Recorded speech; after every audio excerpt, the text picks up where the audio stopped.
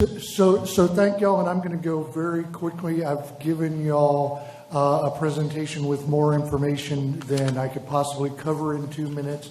And let me just focus on the part you haven't heard yet. As Jeremy indicates, if we can help people to use options besides driving alone, it will radically help our transportation system. I'll give Jim a heart attack by agreeing with him. That should never be done by telling people, by pushing people. It doesn't work. So let me focus for a couple of minutes on how it does work. We focus on the downtown area because, in fact, the downtown area is a golden goose for the region. It produces a lot more taxes than it costs this city to actually have downtown, and it is the reason we hit our top 10 lists most of the time. What happens here is we have huge problems trying to get the 125,000 people in and then park their cars, which was the old deal that companies used to make with people.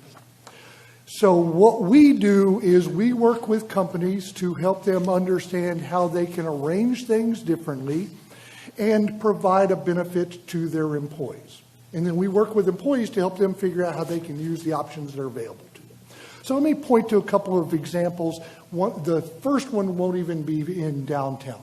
Texas Department of Transportation is developing a commute program for their entire staff in the Austin area. And for our Mobility Week, of which these two folks were partners, they decided they were going to offer flex time. Employees could come in earlier and get credit for that, come in later, just don't come in during peak hours. Transportation staff responded to our surveys on how that went, saying, fabulous, how exciting, that it was so much easier, so much less stressful, yada, yada. And yet the department has to let them do it before that can actually happen, right? And there's a lot of HR policy that has to be developed around that. The same with telecommute. I can point to infinite number of examples of companies. The flip side of this is employees need to understand how to use options. As y'all have talked here, transit may not work for you, even though that's the first thing you think about, but you might be able to carpool. You might be able to vanpool. You might be able to do any number of other options. What we do is help people understand which options can work for them.